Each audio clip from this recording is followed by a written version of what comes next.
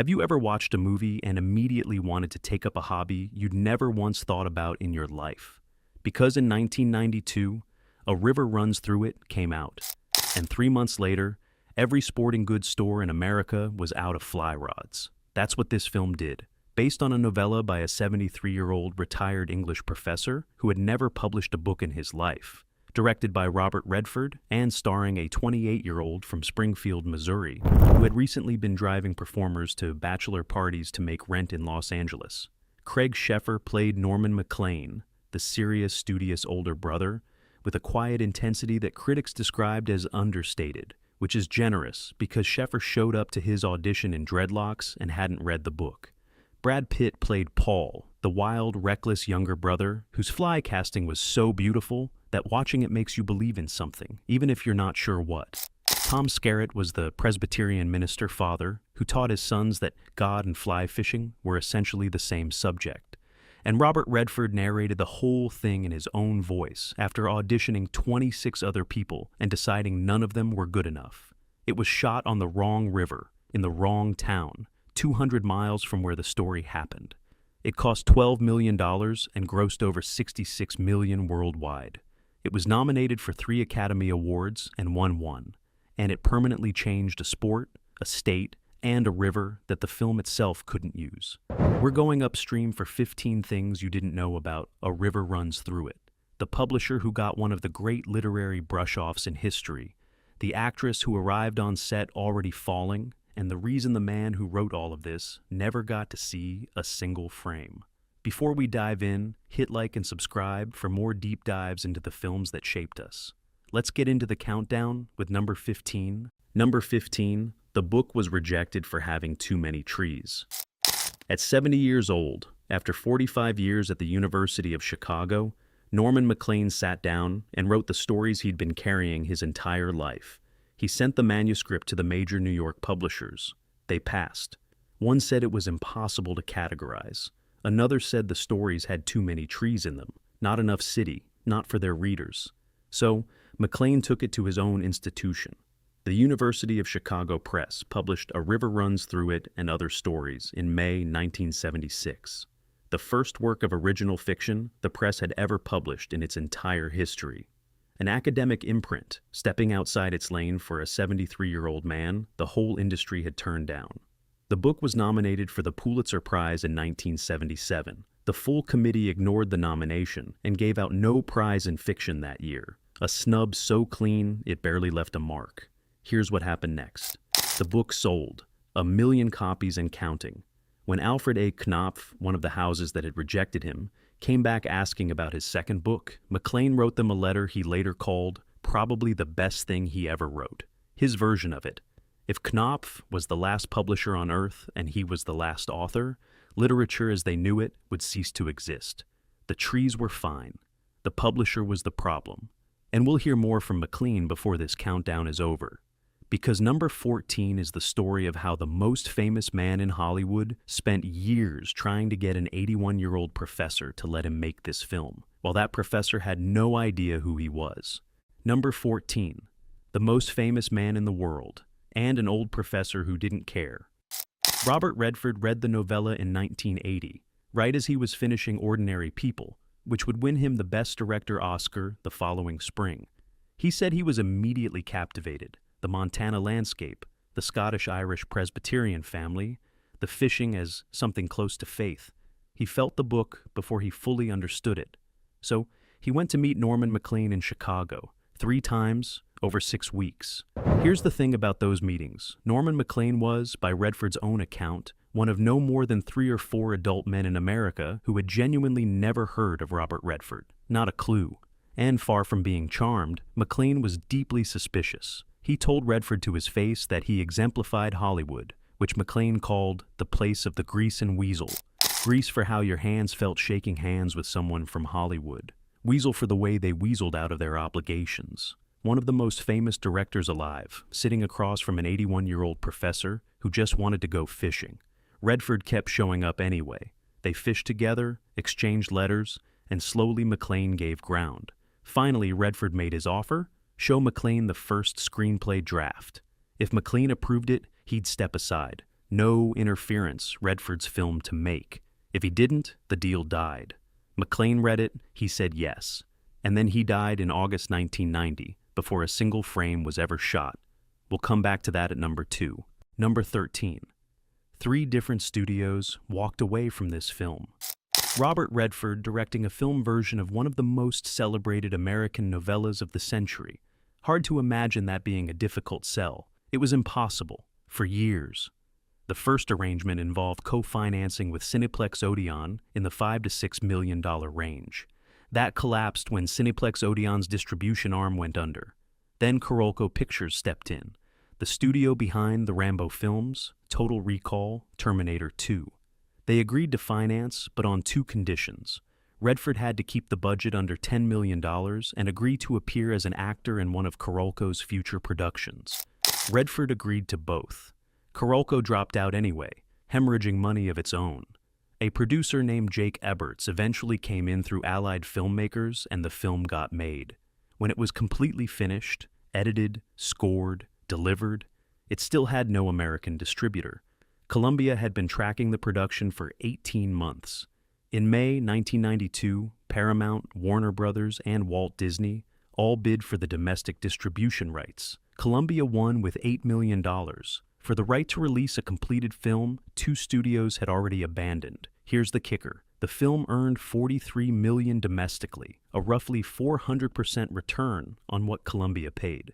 Everyone who passed got 4 years to sit with that. Number 12, half the book was fishing. The screenwriter almost didn't take the job. The novella is 104 pages long. 52 of those pages are descriptions of fly fishing. Literally half the book. There's almost no traditional plot. Nothing is resolved. And Redford wanted to adapt it into a major studio film. Richard Friedenberg, the screenwriter he eventually hired, looked at all of this and said, no. He was afraid he'd write a fishing movie. He passed. Then he read the book properly and changed his mind. Norman wrote a short story very beautifully, Friedenberg said later. The odds against making a movie were tremendous, but Bob wanted to do it. Once he committed, Friedenberg flew to Chicago and spent time with Maclean's daughter Jean and her husband, who handed him old yearbooks, love letters between Norman and Jessie Maclean, family photographs, the actual material of the life he was reconstructing. He compressed the novella's timeline, rearranged its chronology, and made the details of Paul's murder clearer than Maclean had left them. Maclean approved the result. The script Friedenberg almost didn't write is the one Norman Maclean, who'd refused Hollywood for a decade, said yes to. The Academy nominated it for Best Adapted Screenplay. The man who almost turned down the fishing movie was nominated for writing the fishing movie. Number 11. Elmer Bernstein was fired. The replacement scored it in 4 weeks. When Redford hired a composer, he went to Elmer Bernstein, The Magnificent Seven, To Kill a Mockingbird, True Grit, The Great Escape. His wide-open Americana sound was the obvious fit for Montana and Presbyterian silence. Redford and Bernstein disagreed about tone. Nobody has said precisely what. What we know is that Bernstein's completed score was rejected, and Redford needed a replacement fast. Mark Isham came in. At that point, Isham was known for electronic scores and jazz work, not the obvious choice for a pastoral 1920s drama. He had 4 weeks. In 4 weeks, he wrote something that sounds like the river itself, strings and woodwinds finding the rhythm of moving water, a score that feels like it was already there before the cameras arrived. Oscar nomination for Best Original Score. Grammy nomination alongside it. Here's the wild part. The widescreen version of the original VHS release listed Elmer Bernstein as composer. The pan and scan version listed Mark Isham. Depending on which copy you owned, you knew a different version of what happened in that editing room. Bernstein's name preserved on a film he was fired from. The man who replaced him in 4 weeks, Oscar nominated, on the other. Both names still on the shelf, both technically accurate, and completely incompatible. Number 10. Redford auditioned 26 actors, then narrated it himself. Redford wanted the narration to use Maclean's exact words, lines pulled verbatim from the novella. He needed a voice that could carry them quietly without announcing itself. He auditioned 26 professional actors. He also auditioned Wallace Stegner, a Pulitzer Prize-winning novelist who had known Maclean personally, and whose own prose about the American West was considered among the finest in the language. None of them were right, not one. So Redford used his own voice. He said publicly he worried it would seem egotistical, that people would think he was making the film about himself. He did it anyway. Here's the thing about that decision. He heard 26 trained actors attempt Maclean's language.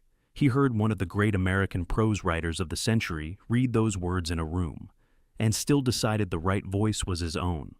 That's either tremendous artistic confidence or the most Hollywood thing that happened on this entire production. Possibly both. Either way, if you've seen the film, you know it's the right call. That quiet narration is half of what the movie is. Number 9, the big fish was a milk jug. Paul Maclean's final fishing scene is the climax of the film. Brad Pitt fighting something enormous in the rapids, the line screaming, water flying. He disappears behind a boulder. The struggle goes on. When he surfaces, he's holding a massive rainbow trout. His father watches from the bank and calls him an artist. This is the last thing they do together. Hold on. Let me tell you what was on the end of that line. For the angles where you see the rod bending and the line going tight, but don't see the fish. The fish was a half-gallon milk jug filled with rocks.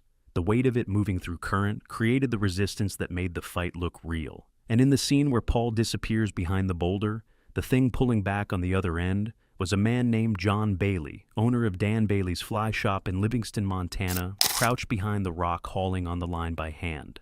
A milk jug, a fly shop owner, both invisible, both essential.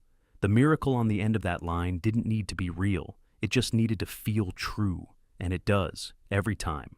Number 8, the shadow cast wasn't Brad Pitt, and broke 2 rods before anyone admitted it. The shadow cast scene is what people remember when they remember this film. Paul Maclean on a boulder, the line going out in long, unhurried arcs, never letting the fly touch the water, casting the shadow of it across the surface, so the fish sees the shape moving above and rises toward the dark. It looks like something between sport and ritual. That cast was performed by Jason Borger, son of legendary fly fishing teacher Gary Borger. He was the casting double for the film's most demanding fishing sequences, and he is responsible for most of what you see in those moments.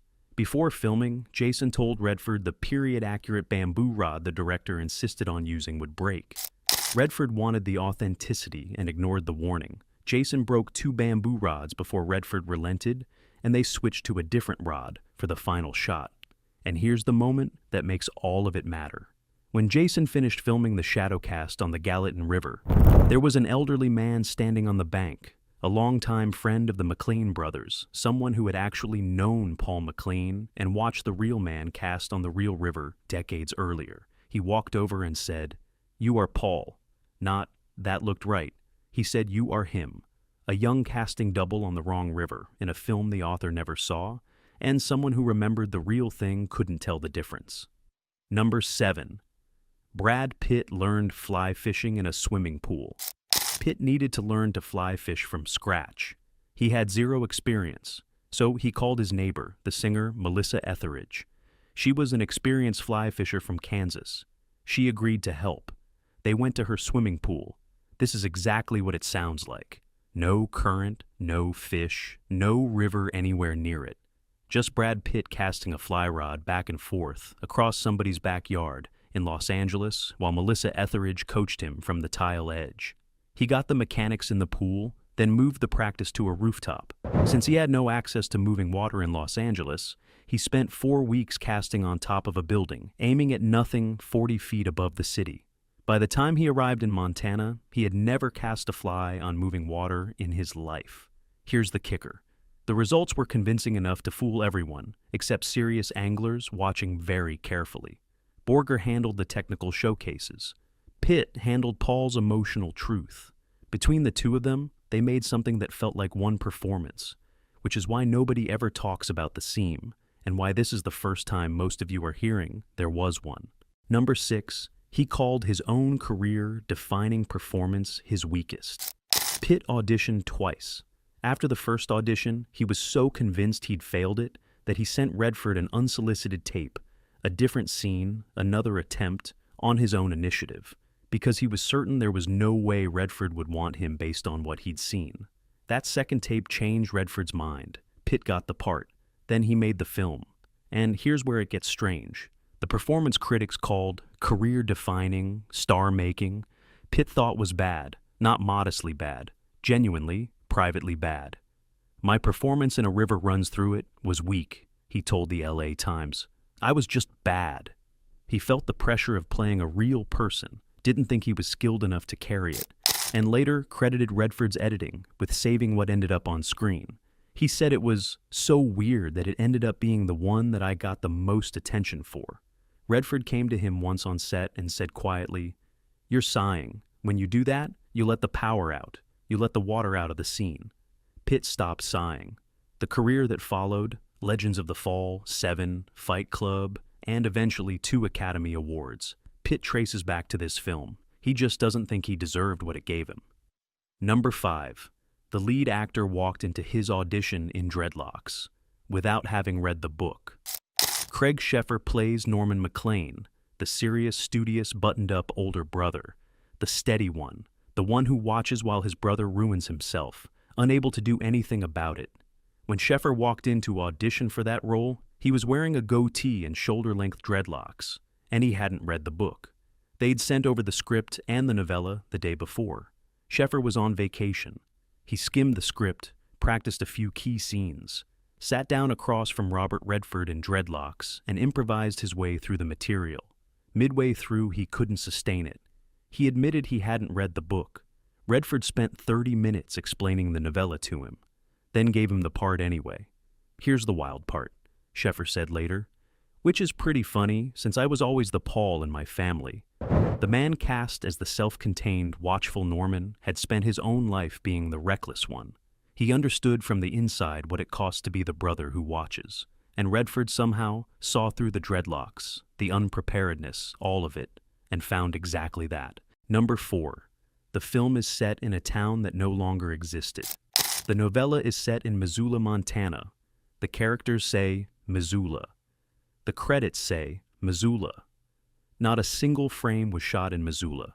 When the production scouted it in early 1990, production manager Alan Alsobrook said plainly, "We wanted Missoula to play Missoula, but unfortunately it's gotten so modern it would have been an impossible task to make it 1911. So they packed up and drove east to Livingston, nearly the full width of the state away. They tore up paved streets and covered them with gravel. They built replica 1920s storefronts along Callender Street. Horses and buggies replaced cars. The Maclean family home interior was shot at the Livingston Civic Center. The fishing scenes were on the Gallatin, the Boulder, and the Yellowstone. The Missoula you see is Livingston. The rivers you see are not the Blackfoot. Here's the thing about that. The film is explicitly a story about grief, memory, and the impossibility of returning to the places you loved. And Redford had to build the location from scratch in a different city, because the original no longer existed. That's not irony. That's the whole movie in the production design. And the actual Blackfoot River, the one the story is about, was too polluted to film on. That comes at number 1, and it changes everything about what this film is. Number 3, the actress who arrived at this film already falling. Emily Lloyd played Jessie Burns, Norman's love interest. By the time she arrived in Montana, she had lived more than most people twice her age. At 16, Lloyd had given what Roger Ebert called one of the great debut roles for a young actress in Wish You Were Here. Hollywood came immediately. She turned down the lead in Pretty Woman, which went to Julia Roberts, because she was already contracted for Mermaids, where she was cast as Cher's daughter. Cher looked at her on set and told the producers she didn't look genetically like her. Lloyd was fired. The role went to Winona Ryder. Lloyd sued and received $175,000 in damages. Then Woody Allen cast her in Husbands and Wives and fired her after 2 weeks. A journalist wrote in 1997 that she was in danger of becoming better known for the parts she has lost than those she had played. A river runs through. It was the stable ground between the falls. In a film about watching someone you love ruin himself while you stand there unable to help. The actress playing the woman who has to watch it happen showed up carrying exactly that in real life. She didn't have to reach for it. Number 2, Norman Maclean died before the cameras ever rolled. Maclean spent years building the trust that made this film possible. He met Redford 3 times over 6 weeks, decided against every instinct he had to hand over the work, read the screenplay, and approved it. His deal: I say yes, I step aside, you make your film. He died on August 2nd, 1990, aged 87. Production began in June 1991. He never saw a single frame. Redford told Newsweek in 1995 that he was ambivalent, not grief ambivalent. Then he said something that cut straight through the usual sentiment about these things. Part of me is sorry he couldn't have the experience, Redford said. The satisfaction, assuming I did a good job. On the other hand, it might never be a good job as far as he's concerned. You seldom satisfy a writer who has given up a book for a film. There are things he wrote that aren't there. There's going to be a different face on a character. It drives writers crazy because they see the book being taken away from them. Maclean's son, John, later suggested Redford may have had the wisdom to wait, that having Maclean on the set of his own life story would have been unworkable. Nobody knows if that's true. What we know is that Maclean called Redford a grease and weasel man, let him come back 3 times anyway, approved the script for the film. He'd refused Hollywood for a decade and died before the cameras rolled. He trusted someone with the thing he loved most. He never got to see if that trust was earned. Number 1. The film saved the river. It couldn't film on. The big Blackfoot River was too polluted to use when Redford's crew arrived in 1991. A dam failure in 1975 had released more than 100,000 tons of toxic mine tailings into the headwaters. A century of logging and mining had done the rest. Dead zones. The river Norman Maclean wrote about was barely fishable. They shot on the Gallatin and the Yellowstone instead. Then the film came out. The fly fishing industry grew 60% in 1992 and another 60% in 1993. Orvis saw mail orders jump 40% and topped $100 million in annual sales for the first time. Montana's non-resident fishing license sales climbed from roughly 160,000 a year to more than 250,000 by 2000. People came from everywhere to fish the rivers Norman Maclean wrote about, including the Blackfoot, which was still barely recovering. Maclean's son John described it as a cavalcade of boats, like the Spanish Armada going down the Blackfoot. The river became almost unfishable from the attention, and then something shifted. All those people who came because of the film started demanding the river be worth coming to. Redford held benefit screenings to raise restoration funds. The AMPAS benefit alone raised $45,000. Funding followed. Dams were removed, mine tailings cleaned up, nearly 3,000 acres of wetlands restored. Today the Blackfoot is, in producer Patrick Markey's words, as healthy as can be. He said if they made the film now, they'd film it on the Blackfoot. The film about the Blackfoot River could not use the Blackfoot River. The film about the Blackfoot River brought it back to life. Norman Maclean wrote that eventually all things merge into one, and a river runs through it. That under the rocks are the words, and some of the words are theirs. He passed away before the film was ever made, but the words went to work, and the river is still running.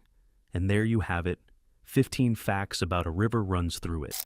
A 73-year-old man who watched every major publisher say no, then watched his own university take a chance on him, then watched 1 million people find the book, an actress arriving on set in the middle of quietly losing everything, giving one of the film's best performances. The man whose career everyone traces back to a role he spent 30 years believing he didn't deserve. And the river the story couldn't film on, brought back by the people who came looking for it. The film opened on 12 screens in October 1992. 12. It doubled the next week, hit 130 the week after, and reached 800 by the end of the month. It moved like water finding its way through rock, which is, if you've read the book, exactly the right image.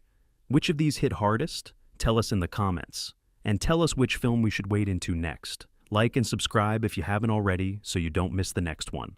Until next time.